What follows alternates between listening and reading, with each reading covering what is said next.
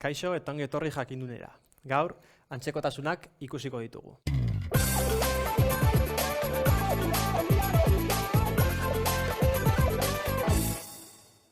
Antzekotasun bat da, bi estatu, marrazki, irudi, argazki edo berdinak direnean, baino beraien tamaina desberdina denean.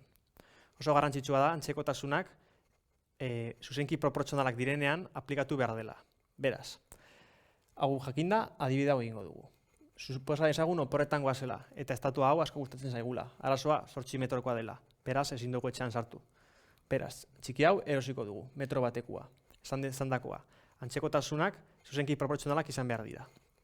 Beraz, kalkulatzerakoan antzekotasuna handia, 8 zati txikia, bat. Erlazioa 8koa. Hau da, txikia 8 aldiz txikiago da. Esan dizudanen bezala, zuzenki proportzionalak direnez, honek 80 euro balio duenez, honek 8 aldiz txikiago izango da. Beraz, 10 euro. Pisua ere, pisua kalkulatzerakoan, 8 aldiz txikiago izango da. Beraz, 50 kilo.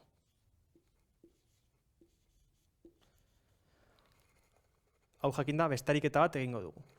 Suposa ezagun, zilindro hauen volumena antzekoak direla. Beraz, volumena handian volumena 10 metroko bikoa izan da, eta bigarrena ez dakigu. Ariketa, atxe kalkulatzea. Beraz, lehen esan dakoa, volumen handia, 10. Volumen txikia, kalkulatu beharrekoa. Eta antzekotasuna, 2. Beraz, txikiaren volumena 5 metro kubikoa izan da. Zilindro baten volumena kalkulatzerakoan azalera bider altuera da. Beraz, honen erradioa bikoa. Eta azalera pi r ber bi. Pi, bi, ber bi. Hau 12,6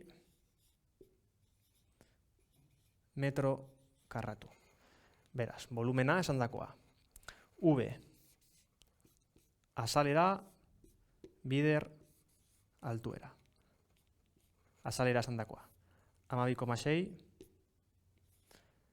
altuera kalkulatu beharrekoa eta azalera, volumena barkatu 5 metro kubiko. Beraz, hemen jarriko dut hobeto ikusteko, altuera H 0,4 metro. Beraz, hau izan da dana. Suskribatu, eman like eta jarraitu jakindun.